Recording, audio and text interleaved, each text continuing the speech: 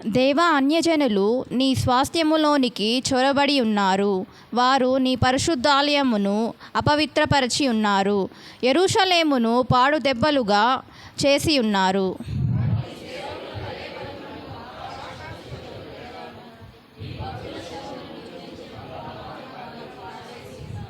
ఒకడు నీళ్లు పోసినట్లు యెరూషలేము చుట్టూ వారి రక్తము పారబోసి ఉన్నారు.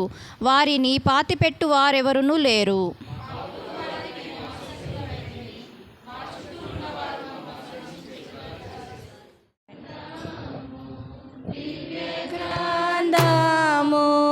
ఎచ్చటనైన వెతకిన సహాయం దొరుకును.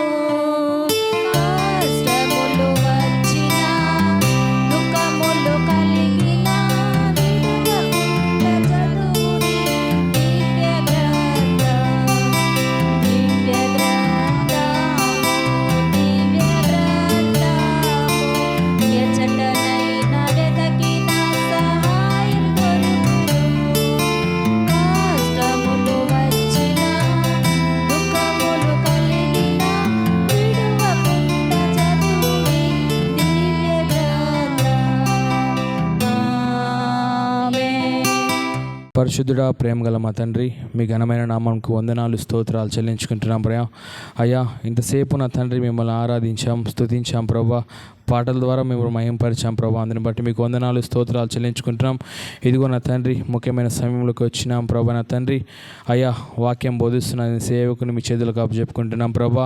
ఇదిగో నా తండ్రి, ఇక్కడ కూడిన మమ్మల్ని అందరినీ మీరు జ్ఞాపకం చేసుకొని ప్రభా, మాకు ఏ వాక్యం అయితే అవసరమో ప్రభా, ఆ వాక్యాన్ని ప్రభా మీ దేవదాసుల వల్ల ప్రభా నా తండ్రి మాకు బోధించండి ప్రభా.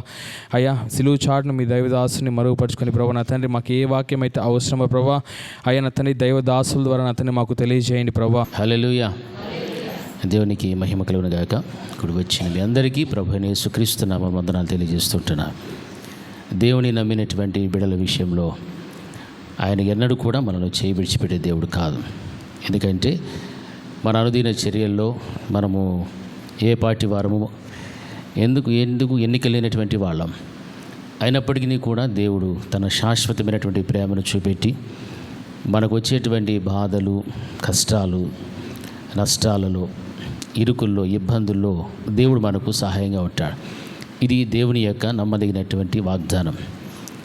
ఆయన మనకు ఆశ్రయముగాను, దుర్గముగాను, ఎత్తైనటువంటి కోటగాను, ఆయన మన కొరకు మన పక్షమున నిలబడేటువంటి దేవుడు.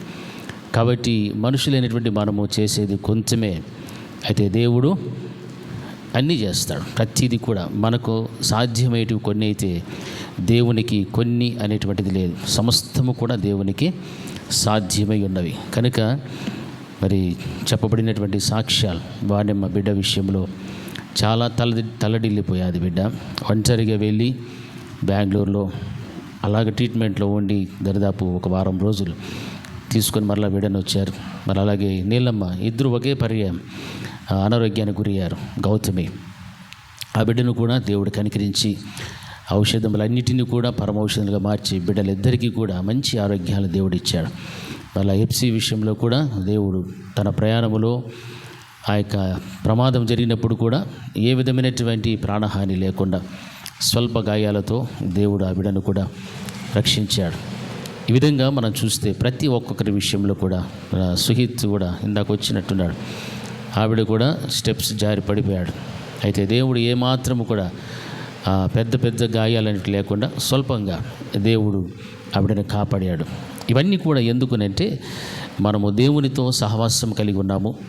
దేవుడు మన చుట్టూ కంచెని వేసి కాపాడేటువంటి శత్రువైనటువంటి అపవాది చేతులకు మనల్ని అప్పగించలేదు. దురాత్మల చేతికి మనల్ని అప్పగించలేదు. మనుషుల చేతికి కూడా మనల్ని దేవుడు అప్పగించాడు. అటువంటి ఉన్నతమైనటువంటి దేవుడు మనకున్నాడు. కాబట్టి ఆ దేవుని యొక్క బిడలైన మన జీవితంలో ఇలాంటి ఎన్ని శోధనలు వచ్చినా, ఇబ్బందులు ఎదురైనా, సమస్యలు వచ్చినా వాటన్నిటిలో నుండి కూడా సులువుగా తప్పించుకోవడానికి దేవుడు మనకు మార్గములను ఏర్పాటు చేయగలుగుతాడు. మనకి ఎవరూ లేరు, నేను ఒంటరి అని అనుకోకూడదు. మన పక్షమున ఎవరున్నారు? దేవుడు ఉన్నాడు. హల్లెలూయా. దేవుడు తనకు కావలసినటువంటి బిడలకు ఏదో ఒక రూపంలో సహాయం చేసేటువంటి దేవుడుగానే ఉన్నాడు. కాబట్టి ఆయన యందు భయము, భక్తి గలవారు చుట్టూ ఆయన దూతలను ఏం చేస్తాడు దేవుడు? కావలిగా ఉంచి వారిని ఏం చేస్తాడు? కాపాడుతాడు అని చెప్పాడు. మరి మనందరి చుట్టూ కూడా ఎవరున్నారు? దేవదూతలు ఉన్నారు. మనకు కనపడరు, కనిపించకపోలేదు అని మనం అనుకోవచ్చు. లేదు, మన చుట్టూ ఒక్కొక్కరికి ఒక్కొక్క దేవదూతను దేవుడు పెట్టాడు. మనం ఎంత అగ్ని లాంటి శ్రమలు ఎన్ని వచ్చినా, బాధలు వచ్చినా, ప్రమాదాలు వచ్చినా, అనారోగ్య ఇబ్బందులు వచ్చినా, వాటన్నిటిలో నుండి కూడా దేవుడు మన పక్షమున్న తన దూతలను పంపి మనల్ని ఏం చేస్తాడు? కాపాడేటువంటి దేవుడే. హల్లెలూయా. గట్టిగా రెండు చేతులు చెప్దాం, హల్లెలూయా, హల్లెలూయా. నా ప్రియమైనటువంటి దేవుని బిడ్డలారా, దేవుని యొక్క వాక్యమును మనం ధ్యానం చేసుకుందాం. పరిశుద్ధ గ్రంథంలో మనం ఒక వాక్యాన్ని చదివి దాన్ని ధ్యానం చేసుకుందాం. చూడండి, హెబ్రీయులకు రాసినటువంటి పత్రిక 11వ అధ్యాయం 6వ వచనాన్ని ఒకసారి చదువుదాం. హెబ్రీయులకు రాసిన పత్రిక 11వ అధ్యాయము 6వ వచనం.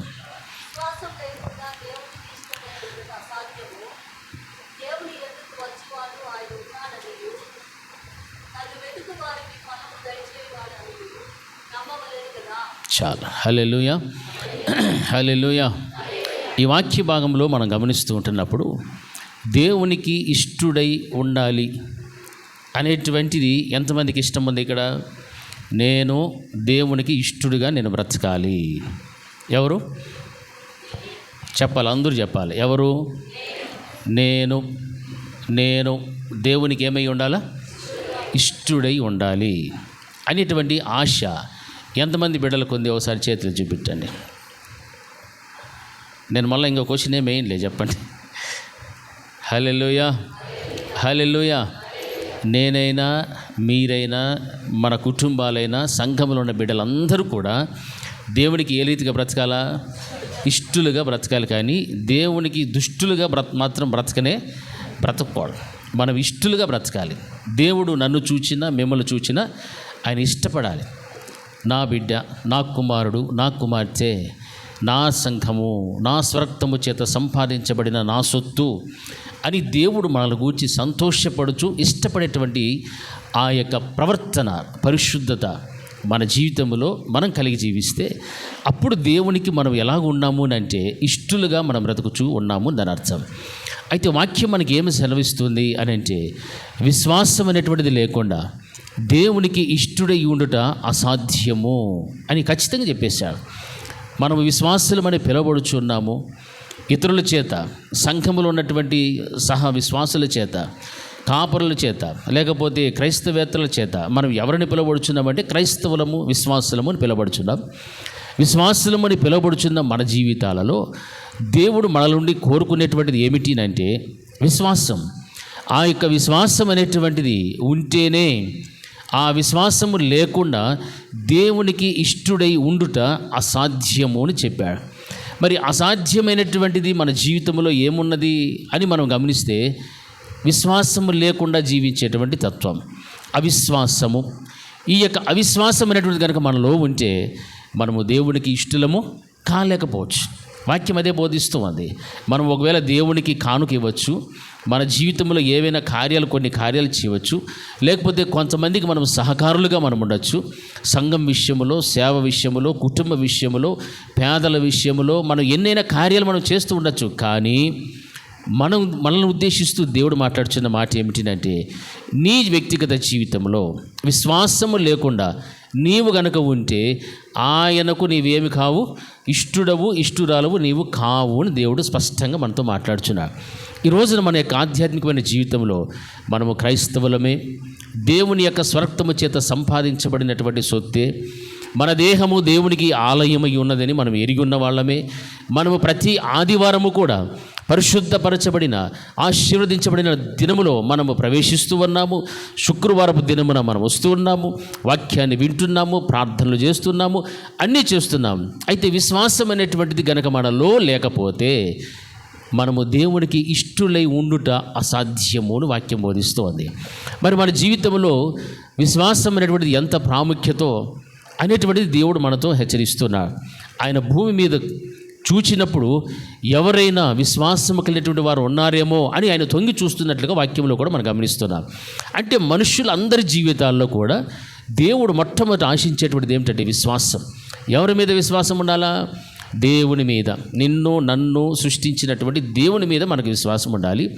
మనకు మనుషుల మీద మనకు నమ్మకం ఉంటుంది, మనుషుల మీద మనకు విశ్వాసం ఉంటుంది. కానీ దేవుని ఎడల మనకు విశ్వాసం ఉంటేనే ఆయనకు నీవు ఇష్టడుగా బ్రతకటం అనేటువంటిది అది మంచిదిగా కనిపిస్తూ ఉంటారు. అందుకే వాక్య భాగంలో మనం గమనిస్తే మనల్ని చక్కగా మనం రక్షించేటువంటి, మనల్ని పట్టించుకునేటువంటి, మన మీద ప్రేమ చూపెట్టేటువంటి, దయ చూపెట్టేటువంటి, జాలి చూపెట్టేటువంటి, అనుదినము నూతనంగా వాత్సల్యతను కనపరిచేటువంటి ఆ దేవుని యందు మనకు గనక విశ్వాసం అనేటువంటిది లేకపోతే ఆయనకు ఇష్టలుగా బ్రతకడం అనేటువంటిది చాలా చాలా కష్టమవుతుంది అని వాక్యం సెలవిస్తుంది. అందుకే వ్యక్తిగతంగా శాశ్వతమైనటువంటి ఆ పరిశుద్ధుడైనటువంటి దేవుని యందు మనకి ఏముండాలంటే నమ్మకము, విశ్వాసం అనేటువంటిది మన అందరి జీవితాల్లో కూడా ఉండాలి అని వాక్యం మనకు బోధిస్తూ ఉంది. నా ప్రియమైనటువంటి దేవుని బిడ్డలారా, ఆయన మనకి ఎలా ఉన్నాడంటే ఒక గొప్ప కాపుదల, భద్రతనిచ్చేటువంటి దేవుడు, మన ప్రాణములను కాపాడేటువంటి వాడు. మన వ్యాధి బాధలలో ఆయన గొప్ప ఆదరణ, మన ప్రాణములకు నెమ్మదిని కలుగు చేసేటువంటి సర్వశక్తిమంతుడు. అంత ఉన్నతమైనటువంటి దేవుని నీవు కలిగి ఉన్నావు ఈ రోజునంటే నువ్వు ఎంత విశ్వాసములో నీవు బ్రతకాలో, ఎంతగా దేవుని యందు నీవు భయము భక్తి కలిగి జీవించాలో ఒక్కసారి మనల్ని మనము ప్రశ్న వేసుకునేటువంటి విశ్వాసాలుగా మనం జీవించాలి. అదే అధ్యాయములు మనం గమనిస్తూ వస్తే అబ్రహామును గురించి అక్కడ మాట్లాడుతున్నారు. అబ్రహాము గురించి ఏమని మాట్లాడుతున్నాడు అనంటే ఆ యొక్క వాక్యములో మనం గమనించినట్లయితే అబ్రహాము పిలువబడినప్పుడు విశ్వాసమును బట్టి ఆ పిలుపునకు లోబడి తాను స్వాస్థ్యముగా పొందనయ్యున్న ప్రదేశమునకు బయలు వెళ్ళెను, మరియు ఎక్కడికి వెళ్ళవలెనో అది ఎరుగకనే బయలు వెళ్ళెను అని వాక్యం మనకు బోధిస్తూ ఉంది. నా ప్రియమైనటువంటి దేవుని బిడ్డలారా, నోవహును కూడా మనం చూస్తే నోవహు అది వరకు చూడని సంగతులను గూర్చి దేవుని చేత హెచ్చరింపబడి భయభక్తులు గలవాడి తన ఇంటి వారి రక్షణ కొరకు ఒక ఓడను సిద్ధము చేసెను. అందువలన అతడు లోకం మీద నేరస్థాపన చేసి విశ్వాసమును బట్టి కలుగు నీతికి వారసుడయ్యను. ఈ మాటలన్నీ కూడా మనం గమనిస్తూ ఉంటే మన యొక్క పితరుల జీవితాలలో వారిలో ఉన్నటువంటిది ఏమిటంటే విశ్వాసము కనిపిస్తూ ఉంది, విధేయత అనేటువంటిది కనిపిస్తూ ఉంది. విశ్వాసము విధేయత ఒకదానికొకటి ఎలాగైతే కలిసి ఉన్నాయో అవిశ్వాసము అవిధేయత కూడా అలాగే ఉంటాయి. ఎందుకంటే ఒక వ్యక్తిలో అవిశ్వాసం అనేటువంటిది కనుక ఉంటే వారిలో ఏముండదు, విధేయత ఉండదు. అవిశ్వాసముతో పాటు అవిధేయత అనేటువంటిది పెనవేసుకొని జీవిస్తూ ఉంటారు. అదే నీలో కనుక విశ్వాసం ఉంటే నీ జీవితంలో ఏముంటుంది, విధేయత ఉంటుంది. అదే నోవహు జీవితంలోను అబ్రహాము జీవితంలో కూడా మనం గమనిస్తున్నటువంటి మాటలు. ఆయన విశ్వాసమును బట్టి దేవుడు ఏమైతే చెప్పాడో తన కుటుంబమును రక్షించుకోవడం కొరకు ఓడను సిద్ధం చేయమన్నాడు. విశ్వాసం ఓడను సిద్ధం చేసి అందులో సకల ప్రాణులను 2 జతలుగా పెట్టమన్నాడు. తన కుటుంబాన్ని రక్షిస్తానన్నాడు. విధేయత చూపెట్టాడు. ఏ ఒక్క విషయములు కూడా ప్రభువా ఎందుకు నేను ఓడ చేయాలి, నువ్వు చెప్పిన కొలతల ప్రకారం నేను ఎందుకు చేయాలి అనలేదు. విశ్వాసం ఉంది కాబట్టి దేవుని యొక్క మాటలను బట్టి ఆయన ఏమయ్యాడంటే విధేయత చూపెడుతున్నాడు.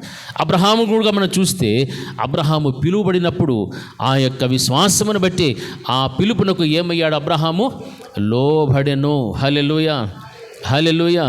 మనందరి జీవితాల్లో కూడా మనం విశ్వాసం అనేటువంటిది కనుక లేకపోతే దేవునికి ఇష్టలై ఉండుట అసాధ్యముని దేవుని వాక్యం మనకు బోధిస్తూ ఉంది అంటే మన జీవితంలో విశ్వాసం ఉండాలి. మన పితరుల జీవితంలో విశ్వాసం ఉంది, దానికి వెంటనే ఏమొచ్చేది అంటే విధేయత కనిపిస్తూ ఉంది. అవిశ్వాసము కనుక మనలో ఉంటే అవిధేయతే మనకు కనిపిస్తూ ఉంటారు. విశ్వాసము విధేయత, అవిశ్వాసము అవిధేయత, ఈ రెండింటిలో మనము ఏ స్థానంలో ఉన్నామో ఒకసారి మనం గమనించుకోవాలి. ఎందుకంటే నీవు విశ్వాసములో ఉంటేనే నీవు దేవుడికి ఇష్టడుగా నీవు బ్రతుకుచావు. విశ్వాసం అనేటిది లేకపోతే నీవు ఎలా ఉన్నావంటే అవిధేయతతో నీవు జీవిస్తూ ఉన్నావు అని అర్థం. కుటుంబంలో కావచ్చు, సంఘములో కావచ్చు, నీవు పనిచేసేటువంటి స్థలములో కావచ్చు, సమాజంలో కావచ్చు, ఇతర మనుషుల మధ్య కూడా కానివ్వండి, నీ ప్రవర్తన ఎలా ఉంటుందంటే అది నిన్ను బట్టే. నీలో ఉన్న విశ్వాసమో లేకపోతే నీలో ఉన్న అవిశ్వాసమో దానిని బట్టి మాత్రమే ఆ యొక్క ప్రవర్తన అనేటువంటిది వ్యక్తపరుస్తూ ఉంటావు. కనుక నీవు దేవుడికి ఇష్టడవో ఇష్టురాలవో లేకపోతే ఇష్టడుగా లేక జీవిస్తున్నావో ఇష్టరాలుగా జీవించలేకపోతున్నావో మనంతటికి మనమే ప్రశ్న వేసుకునేటువంటి పరిస్థితులు మనకు ఎదురవుతున్నాయి. అందుకే ఆ వాక్యములో మనం గమనిస్తూ ఉన్నట్లయితే ఈ రెండు ఎలాగైతే ఒకదానినొకటి విడదీయలేనటువంటి బంధము కలిగి ఉన్నాయో, విశ్వాసముతో విధేయత, అవిశ్వాసములో అవిధేయత అనేటువంటి ఎలాగైతే ఉన్నాయో ఆ విధమైనటువంటి జీవితము మనలో ఎవరిలో ఏది ఉందో మనం గమనించుకోవాలి. మనలో నిజంగా ఉండాల్సినటువంటిది ఏమిటంటే విశ్వాసమే ఉండాలి. హల్లెలూయా. విశ్వాసం ఉంటే మనకేముంటుంది, అందరూ చెప్పాలి గట్టిగా. ఏముంటుంది? ఆ సౌండ్లో మీ సౌండ్ నాకు వినపడలా, బాగా గట్టిగా చెప్పాలి. విశ్వాసం ఉంటే మళ్ళీ ఏముంటుంది? విధేయత. అవిశ్వాసం ఉంటే అవిధేయత. ఇప్పుడు అవిధేయత కలిగిన వాళ్ళందరూ ఒకసారి హల్లెలూయా చూస్తారా? అవిధేయత, హల్లెలూయా అంటే అవిశ్వాసం. పోనీ విశ్వాసం ఉన్న వాళ్ళందరూ ఒకసారి హల్లెలూయా. విశ్వాసం, నాకు విశ్వాసం ఉంది. ఈ స్థలంలో ఎవరున్నారు ఇప్పుడు? మొట్టమొదటి మనం చదవబడిన వాక్యములు ఏముందమ్మా? 6వ వచనంలో ఆయన ఉన్నాడని, దేవుని యొద్దకు వచ్చువాడు ఆయన ఉన్నాడనియు, తన్ను వెదుకు వారికి ఫలము దయచేవాడనియు నమ్మవలెను కదా. హల్లెలూయా. ఎక్కడ 2-3 నా నామమున ఏకీభవిస్తారో అక్కడ నేను ఉన్నాను అని చెప్పాడు దేవుడు. ఆయన ఉన్నాడు అన్న తర్వాత ఆయన యొద్దకు వచ్చిన మనము ఆయన ఉన్నాడని విశ్వసించాలా వద్దా? మొట్టమొదటి ప్రారంభ వచనంలో ఏముంది? విశ్వాసం అనేటువంటిది నిరీక్షింపబడు వాటి యొక్క నిజస్వరూపమును అదృశ్యమైనవి ఉన్నవి అనుటకు రూపమునై రుజువునై ఉన్నది అని వాక్యం బోధిస్తోంది. విశ్వాసం అంటే ఇదే. ఎలాంటిది విశ్వాసం అంటే? నిరీక్షింపబడు వాటి యొక్క నిజస్వరూపము. మనము దేని కొరకు నిరీక్షిస్తున్నాము? మనందరం దేనికోసం నిరీక్షణ? పరలోకం కోసం నిరీక్షణ. అది ఉన్నదా లేదా? ఉందా లేదా? మీరు ఎవరు చెప్పట్లే, ఉందే లేదా? ఎంతమందికి తెలుసు ఉందని? పరలోకం ఉందని ఎంతమంది తెలుసు? నరకం ఎంతమందికి తెలుసు? పోయిచ్చినారా మీరేమన్నా? ఉంది అంటే నిరీక్షింపబడు వాటి యొక్క నిజస్వరూపమే ఏమై ఉన్నది? విశ్వాసం. అందుకే వాక్యం ఏమంటుందంటే అదృశ్యమై ఉన్నవి అనటానికి రుజువునై ఉన్నది. నిరీక్షింపబడు వాటి యొక్క నిజస్వరూపము అయి ఉన్నది విశ్వాసము. మరి మన జీవితంలో మనము దేవుడు ఉన్నాడు, ఆయన మరొకరకు రాజ్యమును సిద్ధపరిచి ఉన్నాడు, అక్కడ మనకు స్థలమును సిద్ధపరిచి ఉన్నాడు. ఆ స్థలములో నేను నా ఇంటి వారు అందరూ కూడా ఉండాలి అన్నటువంటి నిరీక్షణ ఏ వ్యక్తికైతే ఏ కుటుంబానికైతే ఉండగలుగుతుందో అది విశ్వాసమునకు ఏమై ఉంటుంది? అది నిజస్వరూపము. హల్లెలూయా. అది రుజువునై ఉన్నదని వాక్యం బోధిస్తుంది. అయితే దేవుని ఎదుగు నీవు వస్తూ ఉన్నావు. ఎందుకు వస్తున్నావు? ఇది మన ప్రశ్న వేసుకోవాలి. నీవు దేవుని ఎదుగు వస్తున్నావు అని అంటే ఎవరినో చూడడానికి కాదు, ఏదో ఆలోచన చేసుకోవడానికి కాదు, ఏదో టైంపాస్గా నీవు ఇక్కడికి రావడం లే. ఇక్కడ ఎవరున్నారని రావాలి? దేవుడు ఉన్నాడని. హల్లెలూయా. దేవుని యొద్దకు వచ్చువాడు ఆయన ఉన్నాడనియు, తన్ను వెదుకు వారికి ఫలము దయచేవాడనియు నమ్మవలెను కదా అని వాక్యం బోధిస్తారు. ఈరోజు నువ్వు దేవుని యొద్దకు వచ్చావు. ఏ ఉద్దేశముతో నీవు వచ్చావో, ఏ సమస్యలతో నీవు వచ్చావో, ఏ ఇబ్బందులతో నీవు వచ్చావో, ఎటువంటి అలజడితో నీ వచ్చావో, ఎటువంటి పరిస్థితుల్లో నీ యొక్క కుటుంబం ఉందో ఆ కుటుంబాన్ని బట్టి నువ్వు ఇక్కడికి వచ్చి దేవుణ్ణి ప్రలాపిస్తూ ఏడవటానికి, మొరపెట్టడానికి, గోజాడటానికి నీవు వచ్చావో అప్పుడు నువ్వు ఏమని నమ్మాలి తెలుసా? ఇక్కడ ఎవరున్నారు? దేవుడు ఉన్నాడు. హల్లెలూయా, హల్లెలూయా. 2 చేతులు ఎత్తి గట్టిగా చెప్పాలి హల్లెలూయా, హల్లెలూయా. ఈ స్థలములో దేవుడు ఉన్నాడనియు, ఆయన మనకు ఏమిస్తాడని? ఫలము దయచేవాడనియు నమ్మవలెను కదా అని వాక్యం మనకు బోధిస్తుంది. ఇది నమ్మదగినటువంటి మాట, నమ్మదగినటువంటి వాగ్దానం. ఈ వాగ్దాన పూరితమైనటువంటి ఈ మాటలు నీవు చదువుచూ ఉన్నప్పుడు, నీవు ధ్యానం చేస్తూ ఉన్నప్పుడు, నేను నా దేవుని సన్నిధికి నేను వెలుచున్నా, నా దేవుని ఎదుగు నేను వెలుచున్నాను. కాబట్టి ఆ స్థలములో ఎవరున్నారు? నా దేవుడు ఉన్నాడు, నా దేవుడు ఉన్నాడు, నా దేవుడు ఉన్నాడు అనేటువంటి విశ్వాసముతో నీవు ఈ స్థలంలోనికి వస్తే ఆయన నీకేమిస్తాడు?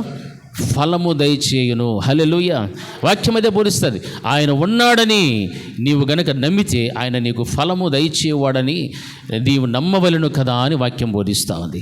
మనం ఏదో వస్తూ వెళుతూ ఉంటే మాత్రము నీవు దేవుడు ఉన్నాడని రావటం లేదు.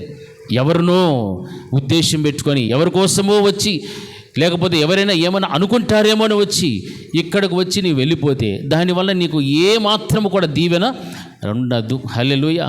ఆశీర్వాదం రాదు. నీ దీవెనైనా, నీ ఆశీర్వాదమైనా, నీ ఆత్మీయతైనా, ఆరోగ్యమైన, ఆర్థికమైన ఏదైనప్పటికీ కూడా నీవు సంపాదించుకోవాలి అంటే ఈ స్థలములో ఎవరున్నారు? దేవుడు ఉన్నాడు. ఆయన నాకేమిస్తాడు? ఫలము దయచేస్తాడు. నీ వచ్చిన సమస్యకు, నీకున్న బాధను బట్టి, నీకున్న వ్యాధిని బట్టి, నీకున్నటువంటి శోధనలు బట్టి నీకు ఆయన వాటి నుండి పరిపూర్ణమైన విడుదల కలుగు చేసి నీకు మంచి ఫలమును దేవుడు నీకు అనుగ్రహించి నిన్ను ఇక్కడ నుండి సమాధానముగా, సంతోషముగా, ఆశ్చర్య కార్యములు నీ ఎడల జరిగించి ఆయన నిన్ను నీ ఇంటికి పంపుతాడు. హల్లెలూయా. ఇది ఇక్కడ జరిగేటువంటి సమాచారం. మరి ఎంతమంది దేవుని యొద్దకు వస్తూ ఉన్నప్పుడు అక్కడ దేవుడు ఉన్నాడు, ఇక్కడ దేవుడు నాకు ప్రతిఫలం ఇస్తాడు, నన్ను దీవించగలుగుతాడు, ఆశీర్వదించగలుగుతాడు అన్నటువంటి ఆలోచనతో వస్తూ ఉన్నారో కూడా మనం ఆలోచన చేయాలి.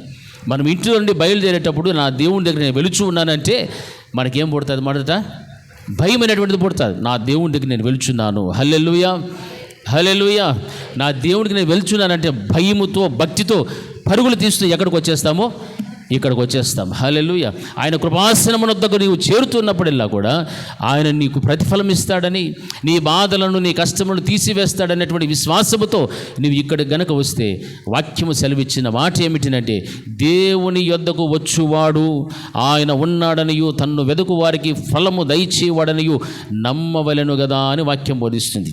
రెండవ మాట అక్కడ ఏముందంటే, ఆయనను వెతికేటువంటి గుణం మనలో ఉండాలి.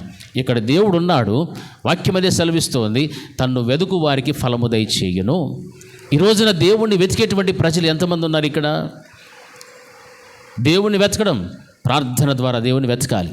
వాక్యము వింటున్నప్పుడు ప్రభా నీవు నాతోనే మాట్లాడు, నా జీవితమునకు ఏది అవసరమో నాతో మీరు మాట్లాడండి, నన్ను సరిచేయండి, నన్ను పరిశుద్ధపరచండి, నన్ను నీ నీతిలో నన్ను నడిపించండి, నీ ధర్మశాస్త్రమును అనుసరించుటకు నాకు బుద్ధిని దయచేయండి ప్రభువా అని నీవు ఎప్పుడైతే దేవుని వాక్యమును దేవుని వెతకడం ప్రారంభిస్తావో అప్పుడు నీకు దేవుడు ప్రతిఫలం ఇస్తాడు.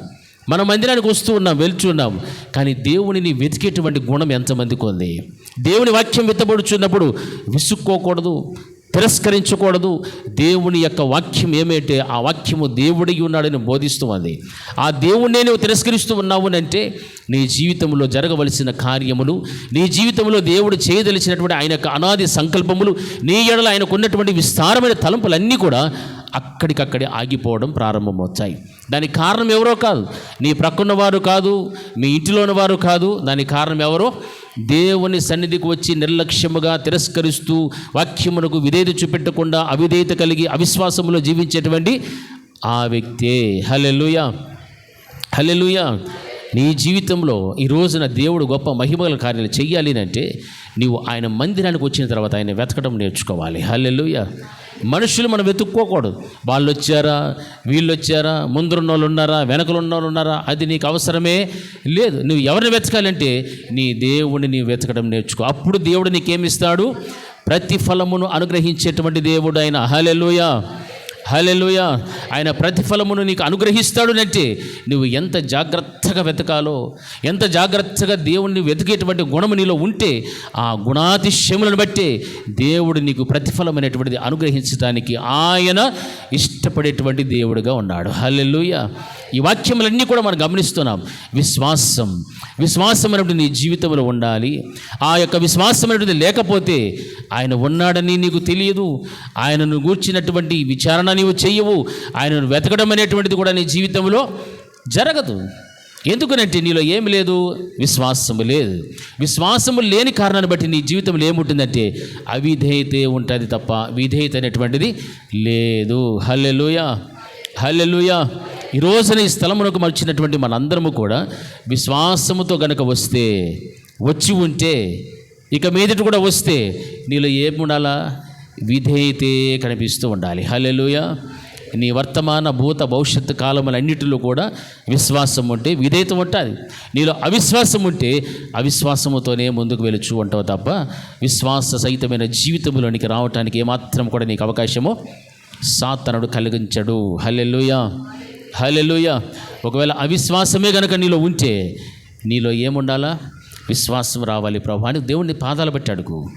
దేవుని యొద్ద మొరపెట్టు, నాలో ఉన్న అవిశ్వాసమును తొలగించు, విశ్వాసమైనటువంటి జీవితం నాకు ఇవ్వండి, విశ్వాస సహితమైన ప్రార్థన నేను చెయ్యాలి, విశ్వాస సహితమైనటువంటి బోధను నేను అంగీకరించే వ్యక్తిగా నేను ఉండాలి, ఆ బోధను అనుసరించి జీవిస్తూ మిమ్మల్ని మహిమపరచాలి ప్రభా అని మనం ప్రార్థన చేస్తూ నిజమైనటువంటి విశ్వాసాలుగా బ్రతకాలే. కానీ నామమాత్రపు క్రైస్తవులుగా బ్రతకడము ఎందుకు పనికిరానటువంటి బ్రతికే.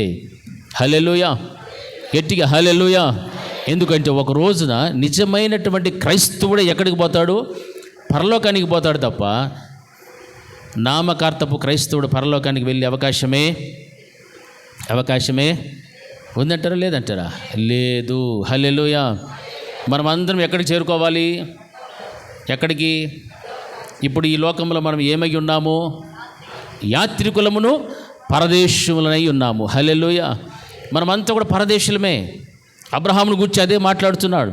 ఆయన విశ్వాసమును బట్టి అతడును అతనితో ఆ వాగ్దానమునకు సమాన వారసులైన ఇస్సాకు యాకోబు అనువారును గుడారములలో నివసించుచు అన్యుల దేశములో ఉన్నట్టుగా వాగ్దత్త దేశములో పరవాసులైరి. హల్లెలూయా. వాగ్దాన దేశములో కూడా వారు ఎలా బ్రతుకుచున్నారని అన్యుల వల్లే బ్రతుకుచున్నారు, పరదేశుల వల్లే వారు బ్రతుకుచున్నారు. ఎందుకంటే దేవుడు దేనికి శిల్పియు నిర్మాణకుడనై ఉన్నాడో పునాదులు గల ఆ పట్టణము కొరకు అబ్రహాము ఏం చేస్తున్నాడు? ఎదురు చూచుచూ ఉండెను. హల్లెలూయా, హల్లెలూయా. గట్టి చెప్పాలి, హల్లెలూయా. పునాదులు కలిగినటువంటి ఆ పట్టణము కొరకు అబ్రహాము ఎదురు చూచుచూ ఉండెను. పునాదులు కలిగిన పట్టణం ఏది అంటే ఆ యొక్క సియోను దేశం, పరలోక రాజ్యము. ఆ పరలోక రాజ్యం కోసము అబ్రహాము తన వారసులైనటువంటి సమాన వారసులైన ఇస్సాకు యాకోబులు అందరూ కూడా వాగ్దత్త భూమిలో ఉన్నప్పటికీ కూడా అన్యుల వలె పరదేశంలోగా జీవిస్తూ ఆ యొక్క స్థితిని మనకు కనిపిస్తున్నాడు. కానీ వారి యొక్క నిరీక్షణ ఎక్కడుందంటే పునాదులు కలిగినటువంటి పట్టణము కొరకు వారు ఏం చేస్తున్నారమ్మా? నిరీక్షణ కలిగి ఉన్నారు. హల్లెలూయా. ఎదురు చూస్తూ ఉన్నారు. నా దేవుడు ఎప్పుడు వస్తాడు?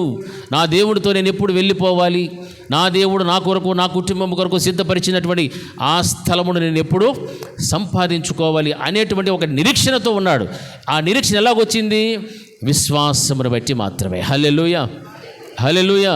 విశ్వాసం అంటే మనలో ఉంటే మారనటువంటి నీ భర్తలు మారుతారు, మారని నీ భార్యలు మారుతారు, స్థితిగతులు మారుతాయి, కుటుంబంలో ఉన్న పరిస్థితులన్నీ మారుతాయి, బిడ్డల జీవితాలు మారుతాయి, అన్నీ కూడా మారుతాయి అనేటువంటి ఒక నిరీక్షణ నీకు రావాలినంటే మొట్టమొదటి నీ జీవితంలో నీకు ఉండవలసినటువంటిది ఏమిటినంటే విశ్వాసం అనేటువంటిది చాలా చాలా ప్రాముఖ్యమైనటువంటిది. హల్లెలూయా, హల్లెలూయా. చాలామంది చింతిస్తూ ఉంటారు, మా బ్రతుకులు ఇంతే, మా జీవితములు ఇంతే, మా కుటుంబాలు ఇంతే, మా బిడ్డల పరిస్థితులు ఇంతే అని అనుకోవద్దు. నీలో అవిశ్వాసమునకు దారి తీసేటువంటి ఎన్ని శపించబడినటువంటి కార్యాలు, క్రియలు, ఆలోచనలు నీలోనికి వచ్చినా ఆ శపించబడినటువంటి వాటి అన్నిటిని కూడా నువ్వేం చేయాలా? విసర్జించు. హల్లెలూయా. శపించబడినటువంటివి ఏది ఉన్నప్పటికీ కూడా సరే అవి నీకు అవసరం లేదు. దానివల్ల నీకు ఎంత లాభం ఉండినా, నిన్ను ఎంత బాధ పెట్టినా, కృంగదీసినా వాటిని అన్నిటిని కూడా ప్రక్కన పెట్టు. విశ్వాసముతో నిరీక్షణ కలిగి నీవు జీవించు. హల్లెలూయా.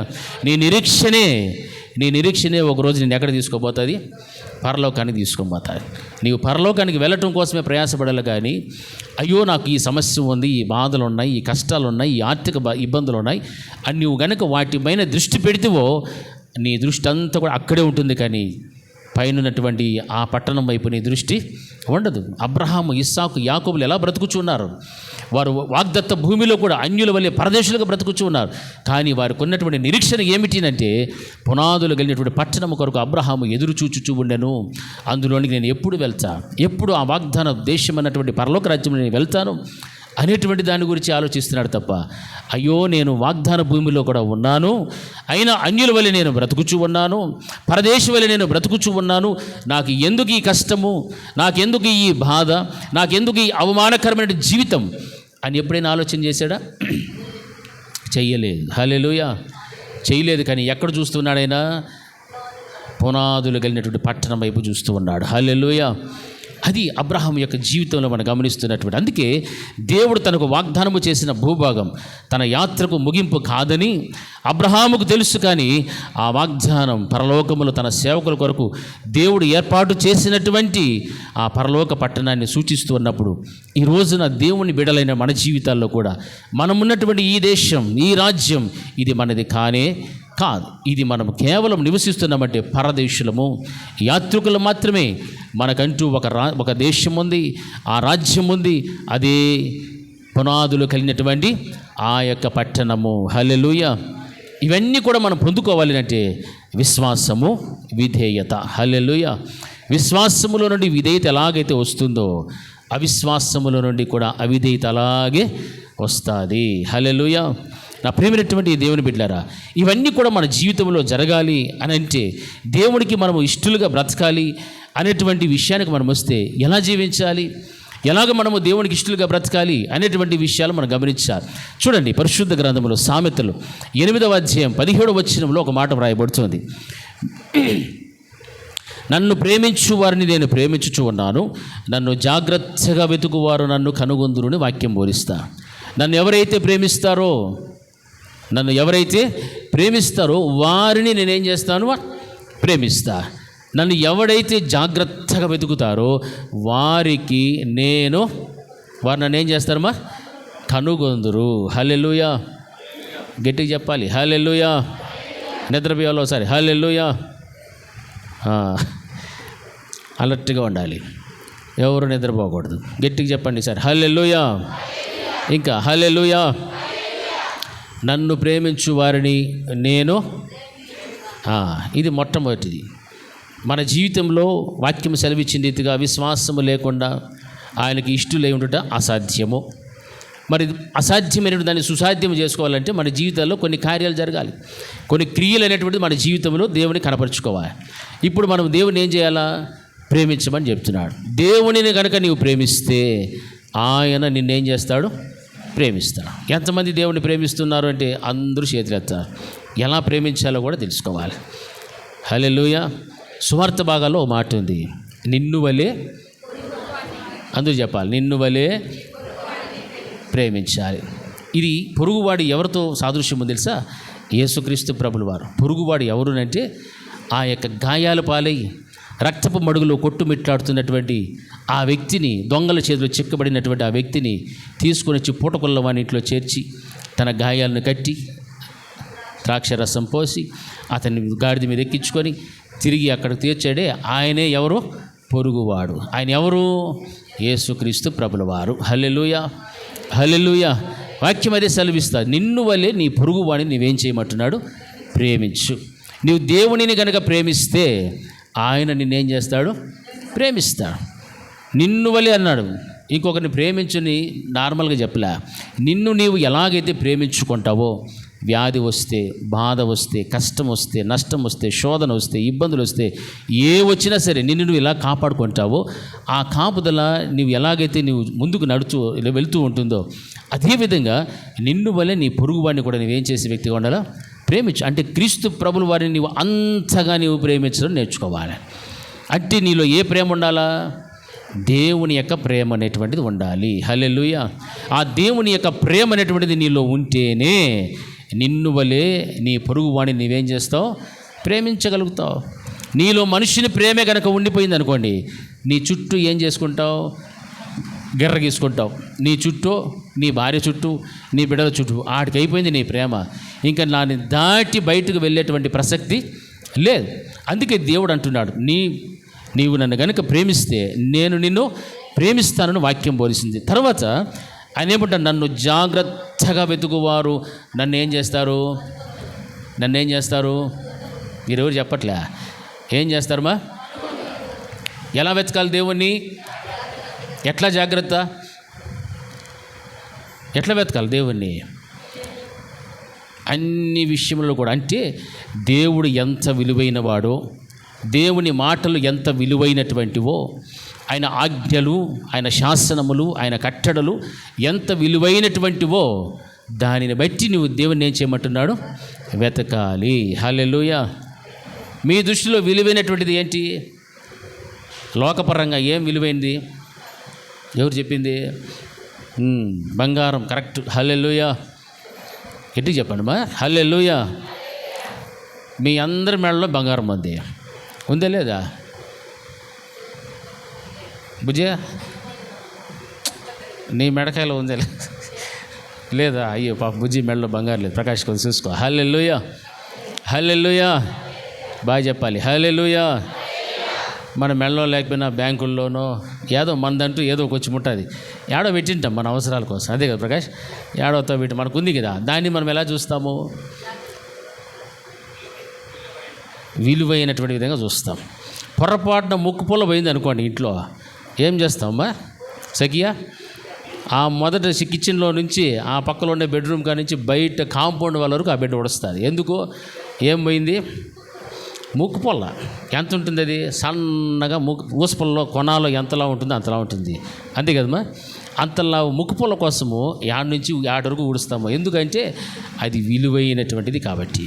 మరి వాక్యం ఏమంటుంది? నన్ను జాగ్రత్తగా వెతుకువానికి నేనేమవుతాను? దొరుకుతును. హల్లెలూయా.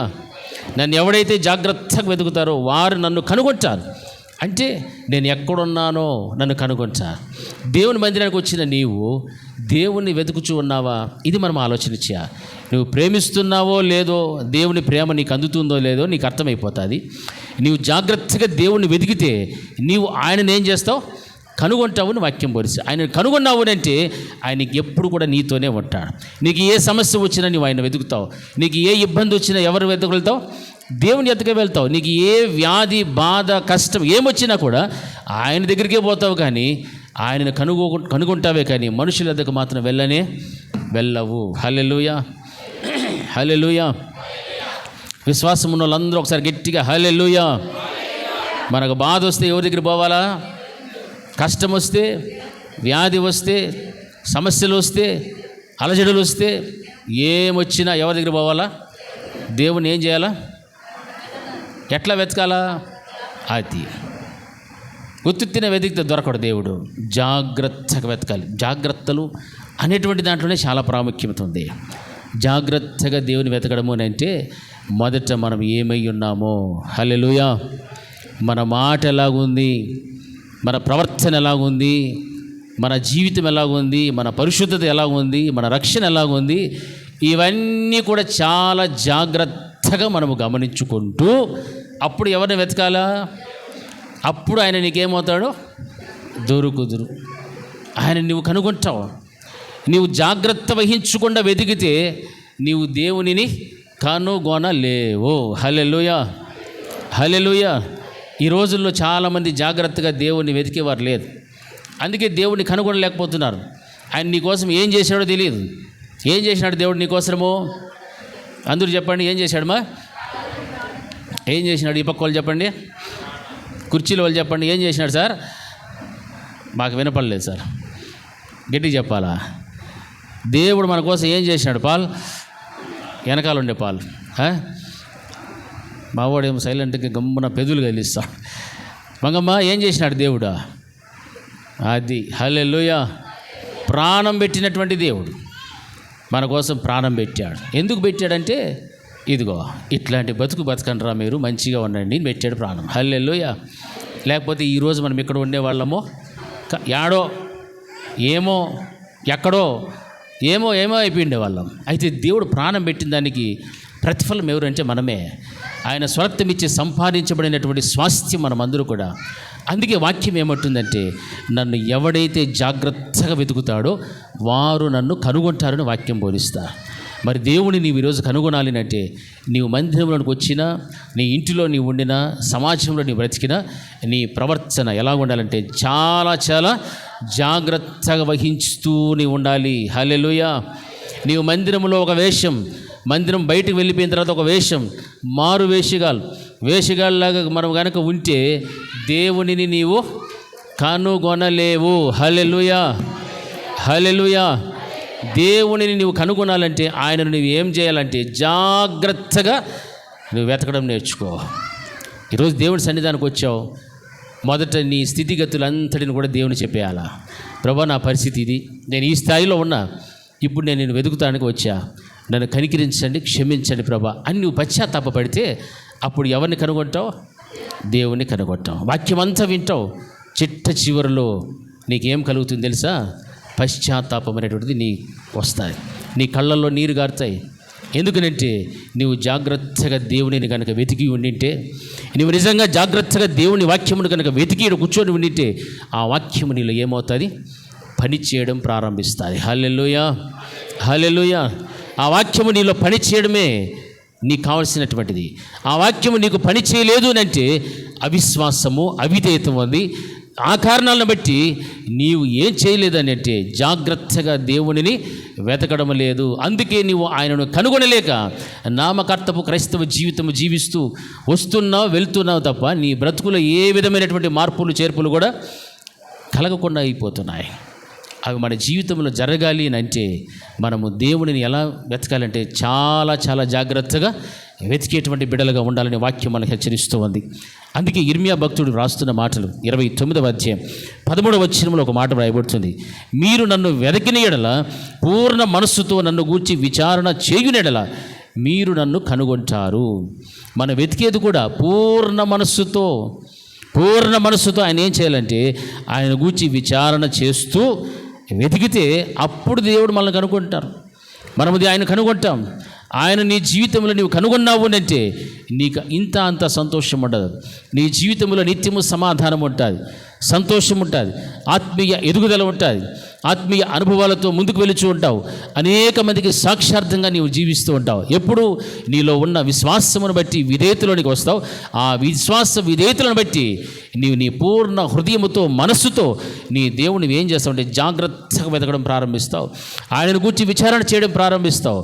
అప్పుడు దేవుడు నీకు ఇవ్వాల్సినటువంటి దీవెన ఆశీర్వాదాలు, నీ జీవితంలో జరగవలసినటువంటి స్థితిగతులు అన్నిటిని కూడా మార్పు చేస్తూ నిన్ను దేవుడు బలపరిచేటువంటి ఆ ఔన్నత్యమైనటువంటి కృపను దేవుడు నీకు నీ కుటుంబానికి ఖచ్చితంగా ఇవ్వగలుగుతాడు. హల్లెలూయా, హల్లెలూయా, హల్లెలూయా. మరి ఆ స్థితి నీకు రావాలంటే నీ పూర్ణ మనసుతో దేవుని గురించి నువ్వేం చేయాలా? విచారణ చేయి. ఆయనను నువ్వు జాగ్రత్తగా వెతకడం నేర్చుకో.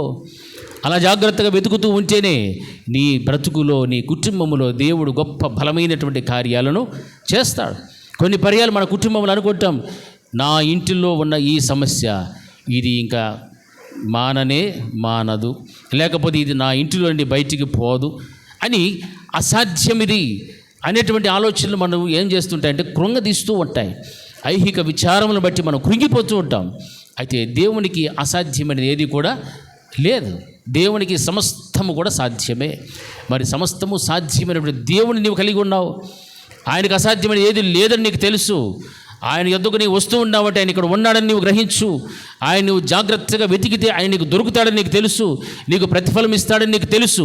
ఇన్ని తెలిసి కూడా ఇంకా అవిశ్వాసంలో నీవు గనక జీవిస్తూ ఉంటే ఆ అవిశ్వాసమును బట్టి నీలోనికి ఏమి ప్రవేశిస్తుందంటే అవిధేయత అనేటువంటిది ప్రవేశిస్తుంది. హల్లెలూయా. ఆ అవిధేయతను బట్టి మన జీవితములన్నీ కూడా ఏమైపోతాయి తెలుసా? తారుమారైపోవడం ప్రారంభిస్తాయి. హల్లెలూయా, హల్లెలూయా. సంతోషముగా సమాధానంగా ఉండాల్సిన కుటుంబంలో అలజడనేటువంటిది సాతానుడు చెలరేగిస్తాడు. నెమ్మది లేకుండా ఎన్నో రకరకములైనటువంటి బాధలు, హింసలు, కృంగిపోయేటువంటి స్థితి, ఒంటరితనం, రకరకాలుగా అపవాదిన సాతానుడు ఆ కుటుంబాన్ని వాడుకోవడం ప్రారంభిస్తాడు. ఏమి కారణమనంటే అవిశ్వాసము వలన వచ్చిన అవిధేయతను బట్టి దేవుని యొక్క కార్యములను చూడలేక దేవుని దీవెన ఆశీర్వాదాలకు నీవే నీ ఇంటి వారే ఒక అడ్డుగోడగా నిలబడిపోయి ఆ ఆశీర్వాదాలు రాకుండా ఉన్నటువంటి ఆత్మీయ స్థితిని కూడా సాతానుడు దొంగలించేటువంటి పరిస్థితులు నీ అంతటా నీవే తీసుకొని ఇంటిలోనికి వస్తున్నావు. హల్లెలూయా. ఆ పరిస్థితులు ఏ కుటుంబంలో కూడా ఉండద్దు. ఎందుకంటే దేవుడు మనం బ్రతికినంత కాలము కూడా మనల్ని సంతోషంగా పెట్టాలని, ఆనందపడాలని, ఆయన యందు ఉత్సహించాలని, ఆయన సొత్తుగా ఉండాలని, మన దేహములన్నీ కూడా ఆయనకి ఆలయమై ఉండాలని దేవుడు కోరుకుంటున్నాడు. కాబట్టి ఈ దేహం ఎవరిది? మనది కాదు. ఈ దేహము దేవునికి ఆలయమై ఉన్నది. హల్లెలూయా, హల్లెలూయా. దేవునికి ఆలయమై ఉన్నటువంటి ఈ దేహము ఆయన కొరకే ఉపయోగపడాలి తప్ప మరొకరి కోసం ఉపయోగపడకూడదు. ఈ బలమైన, ఈ శక్తి అయినా, ఈ జ్ఞానమైన, నీకున్న ఆలోచనైనా, నీ ఉద్దేశములు, నీ ప్రవర్తన అంతా కూడా దేవుని యొక్క చిత్తమునకు అనుకూలంగా జరిగించుకుంటూ వెళ్ళాలి తప్ప ఆయనకు వ్యతిరేకంగా నీవు ఏ కార్యము కూడా చేయటానికి వీలు లేదు. హల్లెలూయా.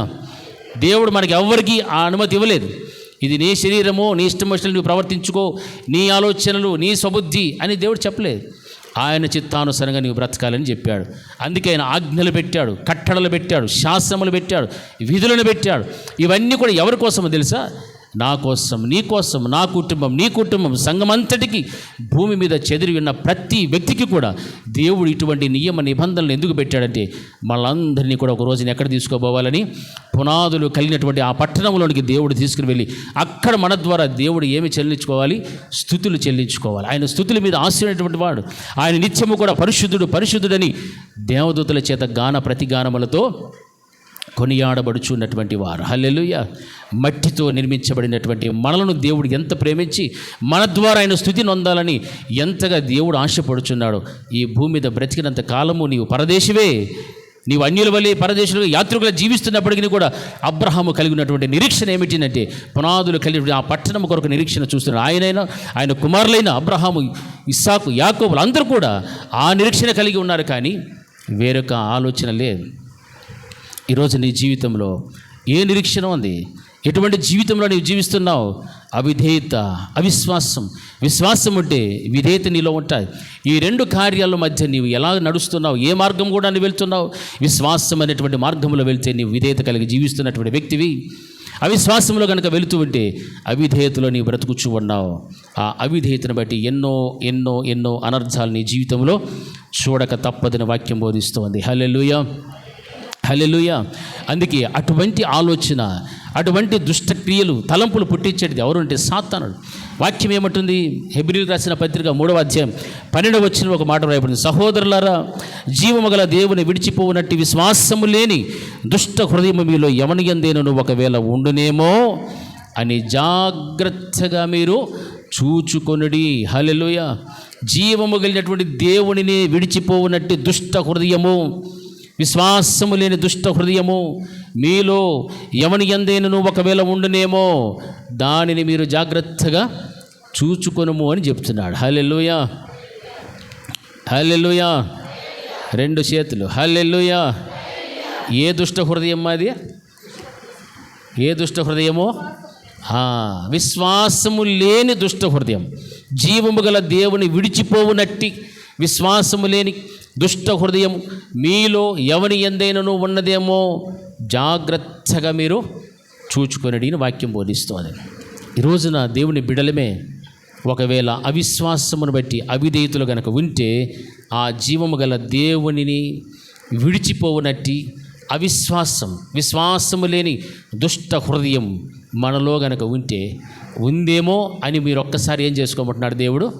జాగ్రత్తగా చూచుకొనడి అని చెప్తున్నాడు. హల్లెలూయా, హల్లెలూయా. ఎలా చూడాలమ్మా? జాగ్రత్త. విశ్వాసం లేని దుష్ట హృదయం నాలో ఉందా? ఒకవేళ ఉంటే నేను ఎవరిని విడిచిపోయి ఉన్నటువంటి వాడిను? జీవము గల దేవుని విడిచిపెట్టేస్తున్నానేమో. ఆ జీవము కలిగినటువంటి దేవుని కనుక విడిచిపెడితే నేను అవిశ్వాసినే. ఆ అవిశ్వాసమును బట్టి నాలో అవిధేయత అనేటువంటిది వస్తుంది. ఈ 2 పెన వేసుకుని నా జీవితాన్ని పాడు చేస్తాయి, నా కుటుంబాన్ని పాడు చేస్తాయి, నా విశ్వాస జీవితమును పాడు చేస్తాయి, నాకున్న రక్షణ పోగొడతాయి అని నిన్ను నీవు పరీక్షించుకొని పశ్చాత్తాపపడితే దానికి మించినటువంటి గొప్ప ధన్యకరమైన జీవితం మరొకటి లేదు. హల్లెలూయా, హల్లెలూయా. గట్టిగా చెప్పాలి హల్లెలూయా. మరి అలాంటి విశ్వాసమైన దుష్ట హృదయం మనలో ఉంటే దేవుడు ఏమన్నాడు? జాగ్రత్తగా చూసుకో అని. అంటే దాని అర్థమేమి? ఆ స్థితిలో నుండి నువ్వు బయటికి రావాలి. హల్లెలూయా. ఆ దుష్ట హృదయం నీలో ఉందేమో, ఆ విశ్వాసమైన దుష్ట హృదయం నీలో పెట్టుకున్నావేమో, దానిని బట్టి ఎవరినే విడిచిపెట్టేస్తున్నావు తెలుసా? జీవము కలిగినటువంటి దేవుడిని విడిచిపెట్టేస్తున్నావు. ఆ విడిచిపెట్టేటువంటి పరిస్థితి నీకు వస్తూ ఉందంటే అవిశ్వాసము, అవిధేయత, ఈ 2 విషయాలను బట్టి ఇంత భయంకరమైన స్థితిలోకి నేను వెళ్ళిపోతున్నావు. చూడండి, అవిశ్వాసం అనేది చిన్నదే అనుకోవద్దండి, చాలా ప్రమాదమైనటువంటిది. ఆ అవిశ్వాసం వలన అవిధేయతలోనికి నేను వెళ్ళిపోతున్నావు. ఆ అవిధేయతలను బట్టి జీవము గల దేవుడిని సహితము కూడా విశ్వాసము లేని దుష్ట హృదయం అనేటువంటిది నీకు వస్తాయి. ఆ దుష్ట హృదయం బట్టి ఆయననే విడిచిపెట్టేటువంటి పరిస్థితులు కూడా వచ్చేస్తాయి. అంటే ఆయన విడిచిపెట్టావు అని అంటే ఇక ఆయన మాటలు ఏమాత్రము కూడా నీవు వినవు, విధేయత చూపెట్టావు. ఆయన సేవకుని మాటకు వినవు, సేవకుని మాటకు విధేయత చూపెట్టావు. కారణం ఏమిటినంటే అవిశ్వాసం నీలో ప్రారంభమయ్యాది. సాతానుడు నీకు తెలియకుండానే సులువుగా చిక్కులు పెట్టినటువంటి పాపంలోనికి వాడు నెట్టివేస్తాడు. ఆ సులువుగా చిక్కులు పెట్టే పాపంలో నుంచి నువ్వు బయటికి రావాలంటే నీలో పశ్చాత్తాపం కలగాలి, పరివర్తన రావాలి. ఆ పరివర్తన కలిగిన జీవితంలోనికి నువ్వు వచ్చిన తర్వాతనే విశ్వాసములో నుండి విధేయతలోనికి నీవు రాగలుగుతావు. హల్లెలూయా. అప్పుడు నీ దేవుడిని విడిచిపెట్టావు, దేవుని మాటలను విడిచిపెట్టావు, నీ సేవకుని మాటలను విడిచిపెట్టావు.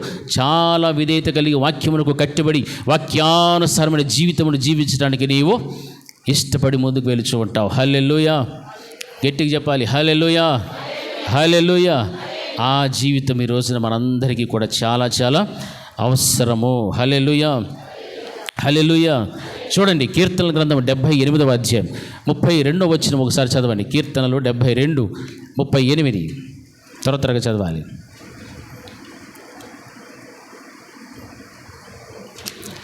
ఇంత జరిగినను వారు ఇంకనూ పాపము చేయుచు ఆయన ఆశ్చర్యకార్యములను బట్టి ఆయనను నమ్ముకొనకపోయిరి.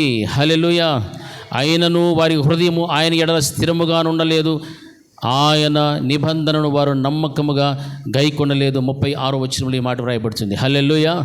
32, 36 వచనాలు చదివాను. చూడండి, ఇశ్రాయేలీయుల జీవితంలో మనం గమనిస్తున్నప్పుడు ఎన్నో దేవుడు కార్యాలు చేశాడు. ఆహారం కావాలంటే ఆహారం ఇచ్చాడు, నీళ్లు కావాలంటే నీళ్ళనిచ్చినాడు. వారికి కావలసినటువంటి ప్రతిదీ కూడా దేవుడు అనుగ్రహిస్తూ వస్తున్నప్పటికీ కూడా వారి ముందున్నట్టు సమస్యలు ఎదురైనప్పుడు, శోధనలు వచ్చినప్పుడు, ఎర్ర సముద్రం వచ్చినప్పుడు 2 పాయలుగా చీల్చాడు. ఆరిన నేలను వారు నడిపించారు. పగలు మేఘస్తంభం వలె, రాత్రి అగ్నిస్తంభం వలె వారికి తోడుగా ఉంటూ దేవుడు వారిని అంత అద్భుత రీతిగా నడిపిస్తూ ఉన్నప్పటికీ కూడా వారిలో ఏమి కనిపిస్తుందంటే ఇంకను ఇంకను ఇంకను ఏం చేస్తున్నారమ్మా? పాపమే చేస్తూ వచ్చారు. హల్లెలూయా, హల్లెలూయా. వారు ఇంకనూ పాపము చేస్తూనే వస్తున్నారని వాక్యం ఖచ్చితంగా బోధిస్తోంది. వారు ఇంకనూ పాపము చేయొచ్చు ఆయన ఆశ్చర్య కార్యములను బట్టి ఆయనను నమ్ముకొనకపోయిరి. అందుకే ఆ పై వచనం చూస్తే వారి ఆశ తీరక మునిపే వారు అడిగినంతా కూడా ఏమిటంటే శరీర సంబంధమైన ఆశలు అడిగారు, శరీర సంబంధమైన కోరికలే వారు అడుగుతున్నారు దేవుని. అయినప్పటికీ కూడా వారు ఎంత దుర్మార్గపు చర్యలు ఉండినా, సనిగిన గొనిగిన, ఆహారం కొరకు ఎదురు చూచి దేవుని శోధించిన, మోషే మీద సనిగిన, దేవుడు తనకు ఇష్టమైన ప్రజలు కాబట్టి తన్ను తాను ఓర్చుకుంటూ వారి ప్రతి అక్కరను కూడా దేవుడు తీరుస్తూ వస్తున్నాడు తప్ప అంతవరకు కాపాడుతూనే వచ్చాడు. చివరికి వారి నోళ్లలో ఆహారం ఉండగానే అందరూ కూడా ఏమైపోయారు? చచ్చిరి. హల్లెలూయా, హల్లెలూయా. వాక్యం అదే సెలవిస్తుంది. వారి ఆశ తీరక మునిపి ఆహారం ఇంకా వారి నోళ్లలో ఉండగానే దేవుని కోపము వారి మీదికి దిగెను. వారిలో బలిసిన వారిని ఆయన సంహరించును, ఇజ్రాయేలు యవనస్తులను కూల్చెను. ఇంత జరిగినను, హల్లెలూయా, ఇన్ని గొప్ప గొప్ప కార్యాలు జరిగినప్పటికీ కూడా దేవుని కోపం ఎటువంటిదో, ఆయన ఉగ్రత ఎటువంటిదో, ఆయన ప్రజలు ఏమడిగినా ఆయన విసుక్కోకుండా చేసినప్పటికీ, మొత్తినప్పటికీ కూడా ఈ ప్రజలు ఏం చేస్తూ వస్తున్నారమ్మా? ఇంకా ఇంకా ఏం చేస్తూ వస్తున్నారు? పాపమే చేస్తూ వచ్చారు. హల్లెలూయా. వారు ఇంకనూ పాపము చేయొచ్చు ఆయన ఆశ్చర్య కార్యములను బట్టి ఆయనను నమ్ముకొనలేకపోయిరి. ఈరోజు దేవుడు నీ జీవితంలో ఒక గొప్ప అద్భుతకరమైన కార్యం, ఆశ్చర్యకరమైన కార్యము చేశాడంటే ఆయన మీద నీకేముండాలా? నమ్మకం ఉండాలి. కానీ ఇంకా పాపములోనికి వెళ్ళకూడదు. హల్లెలూయా, హల్లెలూయా. నీ పట్ల దేవుడు ఎన్నో అద్భుతాలు చేస్తున్నాడు, ఎన్నో ఆశ్చర్యకరమైన కార్యాలు చేస్తున్నాడు. అయితే ఇజ్రాయేలీల జీవితం మనం చూస్తే నమ్మకములే. 36 వచనంలో ఏముందంటే అయినను వారి హృదయము ఆయన ఎడల స్థిరముగా ఉండలేదు, ఆయన నిబంధనను వారు నమ్మకముగా గైకొనలేదు. హల్లెలూయా, హల్లెలూయా. నమ్మకం లేదు, స్థిరత్వము లేదు, ఇంకా ఇంకా పాపము చేస్తూనే ఉన్నారు. దేవుడు ఇన్ని పర్యాలు మొత్తాడు, యవనస్తులు చచ్చారు, అందరూ కూడా వాళ్ళ నోళ్ళలో ఆహారం ఉండగానే చచ్చారు. ఇన్ని దేవుడు కార్యాలు చేసిన ఆయన కోపాన్ని చూచారు, ఉగ్రతను చూచారు. అయినప్పటికీ కూడా ఇజ్రాయెల్లో ఏం కనపడలేదు? మార్పు అనేటువంటిది కనపడడం లేదు. హల్లెలూయా. అందుకే వాక్యం అంటుంది వారి హృదయము ఆయన ఎడల స్థిరముగా ఉండలేదు. ఆయన నిబంధనను వారు నమ్మకముగా గైకొనలేదు అని వాక్యం బోధిస్తారు. ఈ రోజున మన జీవితాల్లో కూడా దేవుడు ఎన్నో అద్భుతాలు చేస్తున్నాడు, ఎన్నో మేళ్ళు, ఆశ్చర్యకరమైన కార్యాలు చేస్తున్నాడు. ఒకవేళ ఇజ్రాయేలీల లాంటి మనస్తత్వం, అటువంటి ప్రవర్తన మనలో కనుక ఉంటే ఇంకా పాపం అనేటువంటిది చేస్తూ వెళ్తున్నామంటే మనలో దేవుని యొక్క నిబంధన ఎడల మనకేమీ లేదు, స్థిరత్వము లేదు, నమ్మకము లేదు అని మనం గమనించాలి. హల్లెలూయా. 2 చేతులు చెప్తాం గట్టిగా, హల్లెలూయా, హల్లెలూయా. దేవుని యందు మనకు నమ్మకం ఉండాలి, దేవుని నిబంధనల ఎడల మనకు స్థిరత్వం ఉండాలి. వాక్యము ఖచ్చితంగా బోధిస్తూ ఉంది. ఇంత జరిగినను వారు ఇంకను పాపము చేయొచ్చు ఆయన ఆశ్చర్య కార్యములను బట్టి ఆయనను నమ్ముకొనకపోతున్నారంటే ఈ రోజున క్రైస్తవ సమాజం కూడా అలాగనే తయారవుతుంది. ఎంతోమంది బిడ్డలను శాశ్వతమైన ప్రేమతో ప్రేమిస్తున్నాడు. ఆయన ప్రేమస్వరూపి. ఆ ప్రేమస్వరూపైనటువంటి ఆ దేవుడు చేసేటువంటి ప్రతి అద్భుత ఆశ్చర్యకరమైన కార్యములను బట్టి నువ్వు ఇంకా నమ్మకుండా, ఆయన కోపం ఎటువంటిదో గ్రహించకుండా, ఆయన ఉగ్రత ఎంత శక్తివంతమైనదో నీవు తెలుసుకోకుండా ఇంకా నీవు పాపములోనే పడి జీవిస్తూ ఉన్నావు అని అంటే నీకు దేవుని ఎడల ఏమీ లేదు, విశ్వాసము లేదు, నమ్మకము లేదు. దానిని బట్టే నీ జీవితంలోకి ఏం ప్రవేశించేదంటే అవిధేయత వలన పాపం వచ్చేది. ఇంకా ఏమేమో అయిపోతాయి. పాపము వలన వచ్చు జీతము మరణము. మరణానికి పాత్రులు కాకూడదు. మన ఎవరు కూడా మరణానికి పాత్రులు కాకూడదు. ఈ శరీరానికి వచ్చే మరణం కాదు, రెండవ మరణం అన్నటువంటి నిత్య నరకము. ఆ నిత్య నరకములో నుండి మనం అందరం కూడా తప్పించబడాలి. తప్పించబడటం కోసమే దేవుడు నా కోసం నీ కోసం ఏం పెట్టాడు?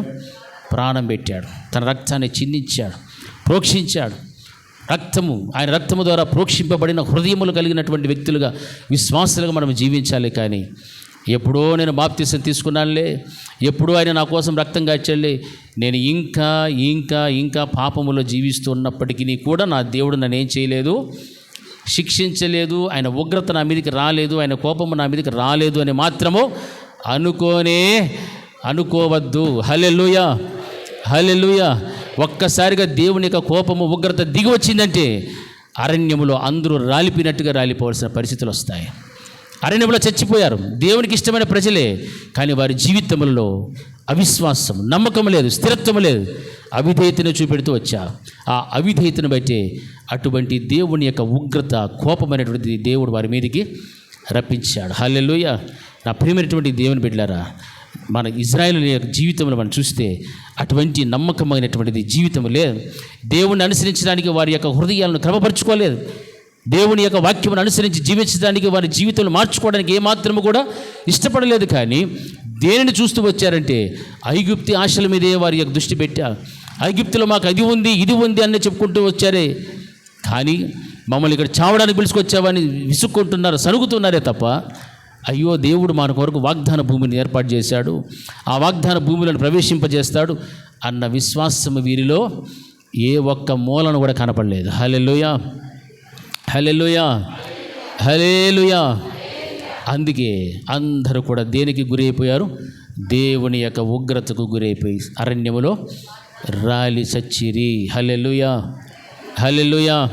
మనం ఈ రోజున బాగానే ఉండొచ్చు, మన జీవితం బాగుందనుకోవచ్చు, మన సంపాదన బాగుందనుకోవచ్చు, మన ఆస్తులు ఉన్నాయనుకోవచ్చు, మనకి ఇంకా ఏమేమో ఉన్నాయి, శ్రేష్టమైన ఈవులు ఉన్నాయి, నాకు తరగని ఆస్తి ఉంది, తరతరములు కూడా తిన్న తరగని ఆస్తి ఉంది అనుకోవచ్చు. కానీ ఒక్కరోజు అనేటువంటిది వస్తుంది, నీ జీవితం విశ్వాసములు ఉంటే, విధేయతలు నీ బ్రతుకుచూ దేవుని దీవెన ఆశీర్వాదాలను నడుస్తూ ఉంటే మంచిది.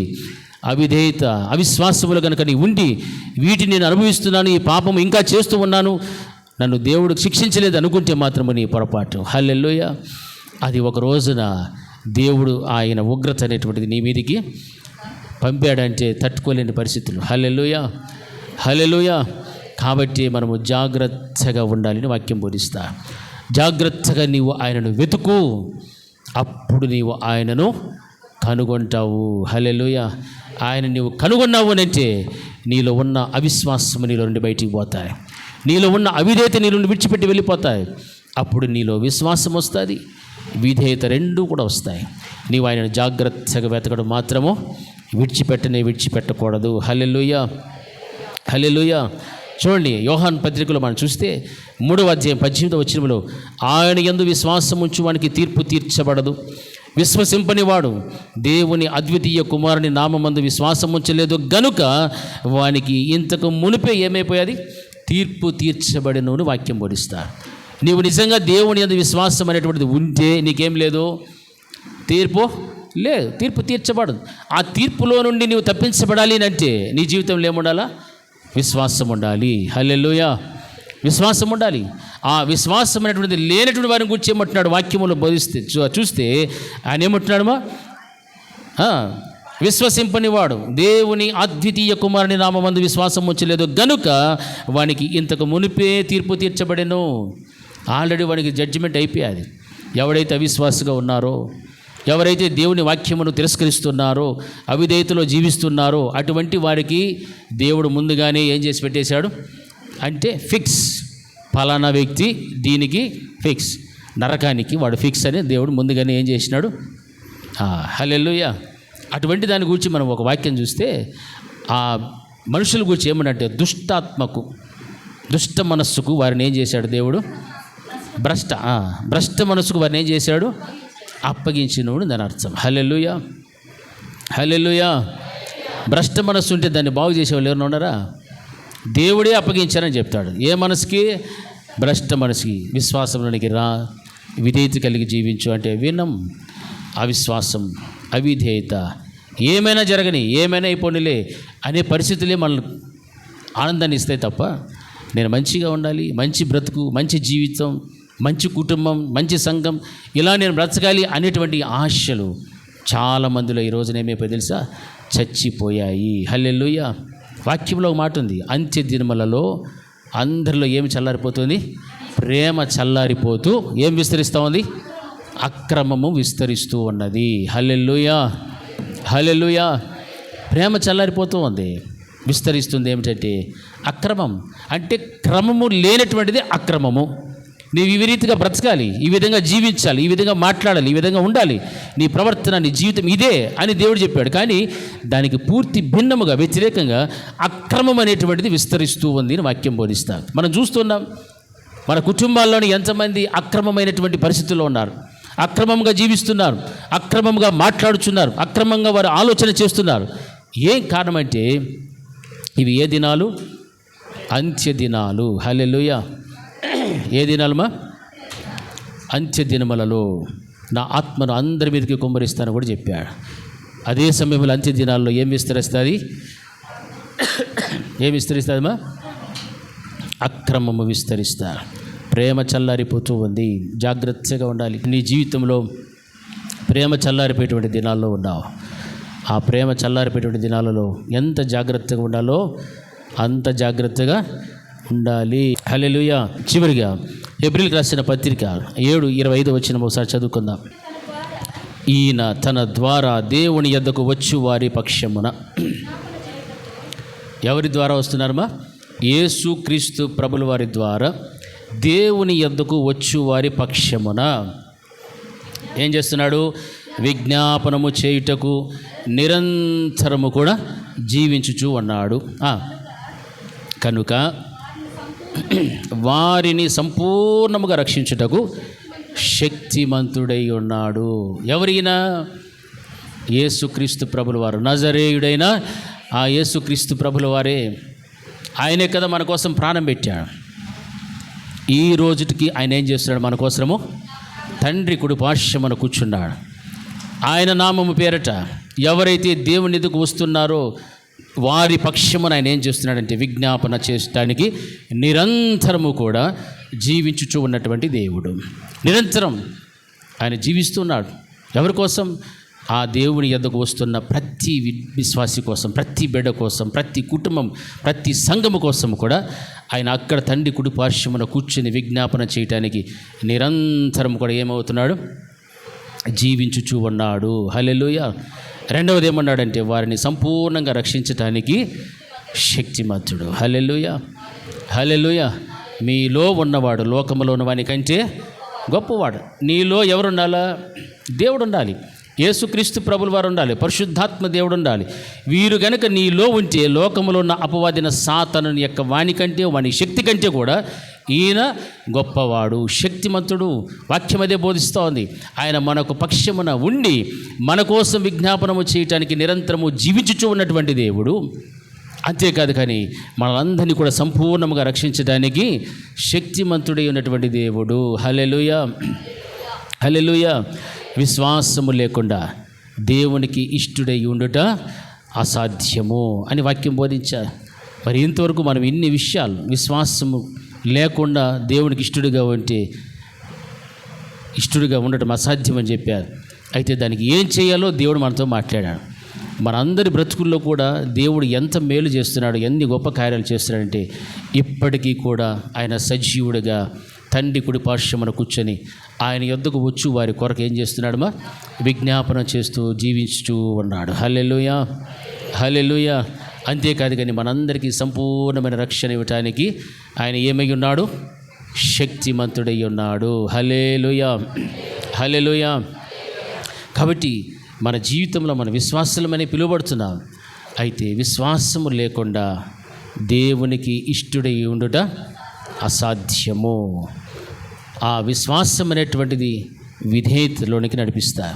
నీలో అవిశ్వాసం ఉంటే అవిధేయతలో నడిపించి నిన్ను, నీ విశ్వాస జీవితమును, నీ కుటుంబాన్ని కూడా అది ఏం చేస్తుంది, పూర్తిగా పాడు చేయగలుగుతారు. అవిశ్వాసంలో నీ ఉంటే, అవిధేయతలో నీ ఉంటే, ఆ రెండిటిని గనక నీ విడిచిపెడితేవో నీ విశ్వాస సహితమైన నీ జీవితమును బట్టి ఆయన ఎదుగు వస్తున్నటువంటి నిన్ను, నీ కుటుంబాన్ని ఆయన రక్షించటానికి నీ పక్షమున ఆయన తండ్రి యొద్ద ఏం చేస్తాడు? విజ్ఞాపనము చేయటానికి నిరంతరము జీవించే దేవుడు. హల్లెలూయా. నేను సంపూర్ణమైన రక్షణ అనుగ్రహించడానికి ఆయన ఏమై ఉన్నాడంటే శక్తిమంతుడై ఉన్నాడు. కాబట్టి అంత ఉన్నతమైనటువంటి దేవుని బిడ్డలే మన జీవితంలో ఆ రోజున మన పితరుల యొక్క జీవితాల్లో పోల్చి చూస్తే వారు విశ్వాసమును బట్టి విధేయత చూపెట్టిన వారు దేవుని యందు విశ్వాసం ఎంత బలంగా ఉన్నదో దేవుడు చెప్పిన మాటలను చెప్పినట్టుగానే విన్నారు, ఆ కార్యాలు చేశారు.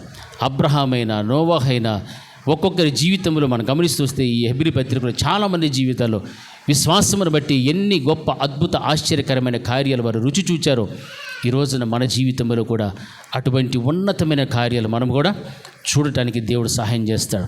కాబట్టి మనలో ఉండాల్సినటువంటిది ఏమిటంటే విశ్వాసం. ఆ విశ్వాసమును బట్టి ఏమొస్తుంది? విధేయత వస్తుంది. అవిశ్వాసం ఉంటే ఏమొస్తుంది? అవిధేయతే వస్తుంది. కాబట్టి మనము బాగుపడాలన్నా పాడైపోవాలన్నా ఎవరి చేతిలో ఉంది? ఎవరి చేతిలో ఉంది? బాగా చెప్పాలి అందరూ. ఎవరి చేతిలో? మనకేముండాలా? విశ్వాసం ఉంటే ఏమొస్తుంది? అవిశ్వాసం ఉంటే అవిధేయత. ఈ రెండింటి మార్గాలలో నువ్వు ఏ మార్గంలో నడుస్తున్నావు ఒక్కసారి నేను పరిశీలన చేసుకో. మోకరించడానికి వీలున్న బిడ్డలందరూ కూడా మోకరించండి. దేవుని యొక్క సన్నిధానంలో మొరపెట్టండి, ప్రార్థన చేయండి. ఒక్కసారి నువ్వు పరిశీలన చేసుకో. ప్రభా, నా జీవితంలో, నా భర్త విషయంలో, నా భార్య విషయంలో ఒకవేళ అవిధేయతలో నేను జీవిస్తున్నానేమో, అవిశ్వాసమును బట్టి నా కుటుంబాన్ని పాడు చేసుకుంటున్నానేమో, నా భర్తను మార్చండి, నా భార్యను మార్చండి, నా పిల్లలను మార్చండి, నా తల్లిదండ్రులను మార్చండి ప్రభా. కుటుంబాలుగా మేము మీ సన్నిధిలో నిలబడాలి, మీ రాజ్యంలో ప్రవేశించాలి ప్రభా. ఈ లోకములో అపవాదిన సాత్రలు కలుగు చేసేటువంటి ఐహిక విచారములను బట్టి కానీ, దేహ సంబంధమైనటువంటి బాధలు, రుగ్మతలను బట్టి, సమస్యలను బట్టి, శోధనను బట్టి కానీ మా కుటుంబాలు పాడైపోకూడదు ప్రభా. మా కుటుంబాలు పాడైపోకూడదు. మా ఆత్మీయ జీవితం ఎంత మాత్రము కూడా సన్నగిల్లిపోకూడదు. మా ఆత్మీయ జీవితంలో ఎప్పుడు కూడా మేము మిమ్మల్ని చూస్తూ అబ్రహాము, ఇస్సాకు, యాకోబులు ఎలాగైతే వాగ్దత్త భూమిలో ఉన్నప్పటికీ కూడా పునాదులు కలిగినటువంటి పట్టణం వైపు వారు నిరీక్షణ కలిగి జీవించారో ఆ విధముగా ప్రభా మేము మీ రాజ్యము కొరకు నిరీక్షణ కలిగి జీవించేటువంటి బిడ్డలుగా ఉండడానికి మాకు సహాయం చేయండి. జీవము గల దేవుని విడిచిపోయినట్టు దుష్ట ఆత్మ, దుష్ట మనస్సు, విశ్వాసము లేనటువంటి దుష్ట హృదయం ఒకవేళ మాలో ఉన్నదేమో, నాలో ఉందేమో ప్రభా, దాన్ని తీసివేయండి ప్రభా అని నువ్వు ప్రార్థన చేయి. దేవుడు అదే చెప్తున్నాడు, జాగ్రత్తగా చూచుకోమని చెప్తున్నాడు. ఇంకా నేను పాపములోనే ఉన్నాను, నా జీవితంలో మీరు ఎన్నో మేళ్లు చేశారు, ఎన్నో అద్భుతాలు, ఆశ్చర్యకరమైన కార్యాలు మీరు చేసిన దేవుడు. అయినప్పటికీ కూడా ఆ రోజున ఇశ్రాయేలులో దేవుడు ఎంత మొత్తినా,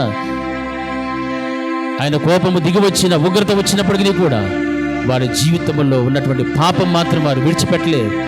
వారు ఇంకను పాపము చేయొచ్చు అని వాక్యం బోధిస్తోంది. ఇంకను పాపము చేయొచ్చు. ఆయన ఆశ్చర్య కార్యములను బట్టి నమ్మలేనటువంటి స్థితిలోనే వారు ఉన్నారు. ఈ రోజున మన జీవితాల్లో, మన కుటుంబాల్లో కూడా ఎన్నో మేలు చేశాడు దేవుడు, ఎన్నో అద్భుతాలు, ఆశ్చర్యకరమైన కార్యాలు. అయితే ఇంకా నమ్మకం లేదేమో, ఇంకా విశ్వాసంలోనికి రాలేదేమో, ఒక్కసారి నిన్ను నువ్వు పరిశీలన చేసుకో. ఖచ్చితంగా దేవుడిని ఆశీర్వదిస్తాడు, ఖచ్చితంగా దేవుడిని ఆశీర్వదిస్తాడు. అవిశ్వాసములో కనుక ఉంటే ఇంతకు మునిపే అటువంటి వారికి తీర్పు తీర్చబడి ఉన్నదని వాక్యం హెచ్చరిస్తూ ఉంది. ఆ బ్రతుకులు మనకొద్దు. ఆయన యొద్దకు నీవు వస్తే, నజరేయుడైన యేసు క్రీస్తు నామమున నీవు తండ్రి యొద్దకు, ఆయన కృపాశ్రమణకు నీవు వస్తే, నిన్ను బట్టి నీ కుటుంబం కొరకు, ప్రతి ఒక్కొక్క బిడ్డ కొరకు, సంఘము కొరకు ఆయన తండ్రి కుడి పార్శ్వమున కూర్చొని నీ పక్షమున విజ్ఞాపనము చేయడానికి నిరంతరము జీవిస్తున్నటువంటి దేవుడు. నిన్ను సంపూర్ణమైన రక్షణలోనికి నడిపించడానికి, రక్షణ అనుభవంలోనికి నిన్ను తీసుకువెళ్ళటానికి ఆయన సర్వశక్తిమంతుడైనటువంటి దేవుడు. ఈ రోజున నీ బ్రతుకు ఎలాగుందో ఒక్కసారి నిన్ను నీవు కనువిప్పు కలిగి నీ దేవుని పాదాల చెంత నీవు మొరపెడితే ఖచ్చితంగా దేవుడు నీ కొరకు నిలబడినటువంటి వాడుగా ఉన్నాడు. నీ పక్షమున ఉండేటువంటి దేవుడు, నీ కొరకు ఆయన ఎన్నో అద్భుతాలు చేసేటువంటి దేవుడుగా ఉన్నాడు. ప్రార్థన చేద్దాం. అందరం కూడా రెండు చేతులు ఎత్తి దేవుని యొక్క కార్యాలు మన అందరి పట్ల కూడా జరుగునట్లుగా మనం ప్రార్థన చేద్దాం. అందరం కూడా రెండు చేతులు ఎత్తి దేవుని పది సన్నిధిలో ప్రార్థన చేయండి. అందరూ కూడా, ప్రతి ఒక్కరు కూడా రెండు చేతులు ఎత్తండి. హల్లెలూయా, హల్లెలూయా, హల్లెలూయా, హల్లెలూయా, హల్లెలూయా, హల్లెలూయా. దేవా మీకు స్తోత్రం, స్తోత్రం, స్తోత్రం, స్తోత్రం, స్తోత్రం, స్తోత్రం, స్తోత్రం, స్తోత్రం, స్తోత్రం, స్తోత్రం. పరిశుద్ధాత్మ దేవుడు వాళ్ళందరినీ కూడా సర్వసత్యంలో నడిపించేటువంటి వాడు. ఆయన మనల్ని విడిచిపెట్టేవాడు కాదు, మనం అనాథలుగా విడిచిపెట్టేటువంటి దేవుడు కాదు. ఈరోజు నీవు చేసే ప్రార్థన, నీవు కాచే ప్రతి కన్నీటి బొట్టు కూడా చాలా విలువైనటువంటిది, చాలా విలువైనటువంటిది. ఆ విలువైనటువంటి నీ ప్రార్థన, కన్నీటితో కూడినటువంటి ఆ ప్రార్థనే నీ జీవితాన్ని మార్చివేస్తాయి, నీ కుటుంబాన్ని కడతాయి. ఈ రోజున ఎంతో మంది జీవితాల్లో పడిపోయి శిథిలం అయిపోతున్నటువంటి పరిస్థితులను వెళ్ళిపోతున్నారు. కూలబడిపోయినటువంటి పరిస్థితుల్లో ఉన్నారు. విశ్వాసంలో, విధేయతలో, దేవునికి లోబడని స్థితిలో అవిధేయత చూపెడుతూ, వాక్యమును తిరస్కరిస్తూ, దేవునికి అవమానకరముగా జీవిస్తున్నటువంటి ఎంతో మంది జీవిస్తున్నారు. నా ప్రియమైనటువంటి దేవుని బిడ్డలారా, ప్రతి ఒక్కరిని కూడా దేవుడు దర్శిస్తున్నాడు. అందరం కూడా ప్రార్థన చేద్దాం. హల్లెలూయా, హల్లెలూయా, హల్లెలూయా. దేవా మీకు స్తోత్రం, స్తోత్రం, స్తోత్రం.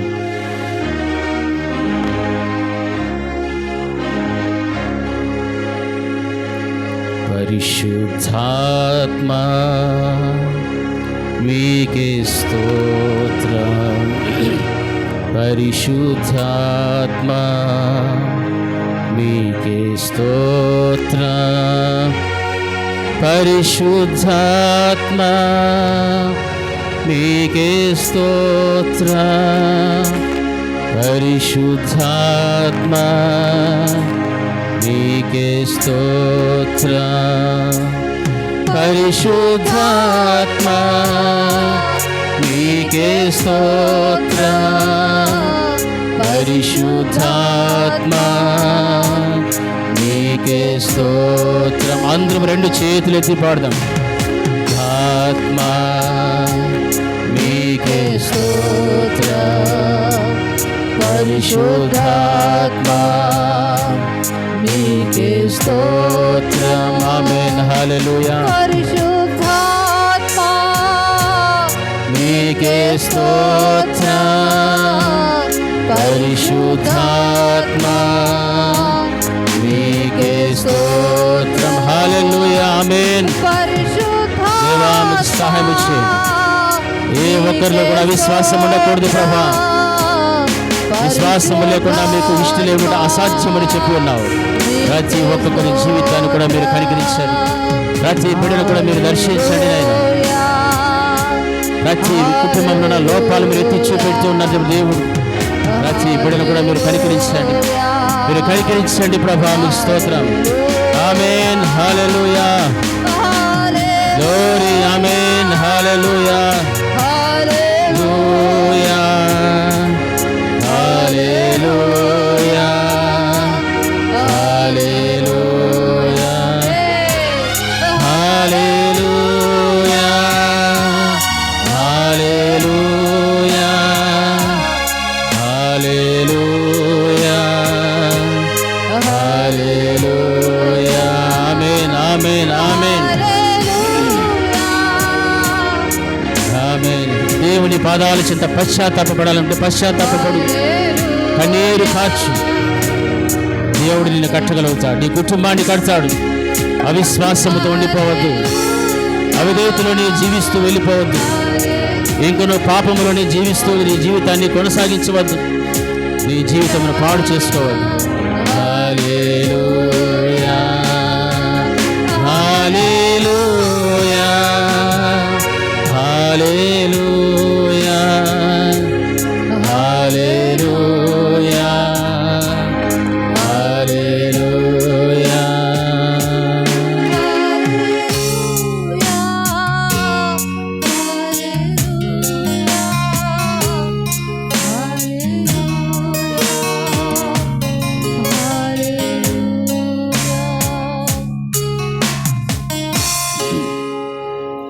మహాఘనత వహించిన మా తండ్రి, స్తోత్రములు నాయనా. మీరు నమ్మదగినటువంటి దేవుడు. మీ గొప్ప అద్భుత ఆశ్చర్యకరమైన కార్యాలు మా అందరి జీవితాల్లో కూడా మీరు జరిగిస్తున్న దేవుడు. విశ్వాసం ఉంటే విధేయత, అవిశ్వాసం ఉంటే అవిధేయత, ఈ రెండింటిలో మేము ఏ రీతిగా జీవిస్తున్నామో మీరు మాకు ఈ రోజున స్పష్టంగా తెలియజేశారు. కన్నీరు కాచి పశ్చాత్తాపడి ప్రార్థించిన ప్రతి బిడ్డను కూడా మీరు దృష్టించి చూచిన దేవుడు. దేవా, నీ బిడ్డలందరి మీద కూడా మీ కనికిరాన్ని మీరు ఉంచండి నాయనా. మీ కనికిరం చూపెట్టండి. ప్రతి వారు కూడా నా తండ్రి ప్రభా, ఎటువంటి మనుష్యునికి కానీ అపవాదిన సాతానునికి లోబడకుండా ఒక మంచి నిరీక్షణ, పునాదులు గల పట్టణం వైపు చూస్తూ మిమ్మల్ని మహిమపరిచేటువంటి ఆ ఉన్నతమైన స్థాయిని బిడ్డలందరూ కూడా పొందుకోవడానికి మీరు సహాయం చేయమని, బిడ్డలకు కావలసినటువంటి మీ కాపుదల భద్రతను దయచేయమని యేసు నామములో ప్రార్థిస్తున్నాము తండ్రి. ఆమేన్. ఆమేన్. నా ప్రాణమా యెహోవాను సంతుతించు, నా అంతరంగమున నా సమస్తమైన పరిశుద్ధ నామమును సంతుతించు. నా ప్రాణమా యెహోవాను సంతుతించు, ఆయన చేసిన ఉపకారములలో దేనిని విడవకుము. ఆమేన్. మన తండ్రి అయిన దేవుని ప్రేమ, ఆయన కుమారుడైన యేసుక్రీస్తు యొక్క కృప, పరిశుద్ధాత్మ దేవుని యొక్క అన్యోన్య సహవాసం ఇప్పుడు ఎల్లప్పుడూ నిత్య నిరంతరం సదాకాలం ఆయన కృపా సమాధానం మనకు మన కుటుంబంలో తోడి నడిపించుగాక. ఆమేన్. అందరికీ అక్షయమైనది యేసుని రక్తము, అమరమునందునా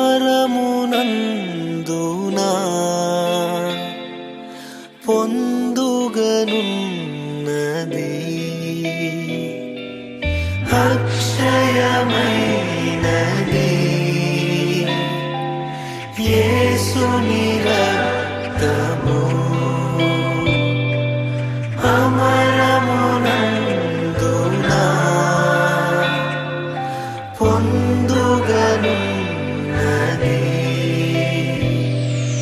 బెల్లెమునందున ప్రభువును పొందిన అందలమున ప్రభు మహిమలో నుండుము. అందలమున ప్రభు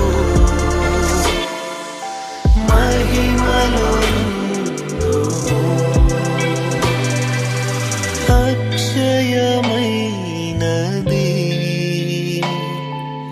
యేసుని రక్తము, అమరమునందునా పొందుగనున్నది.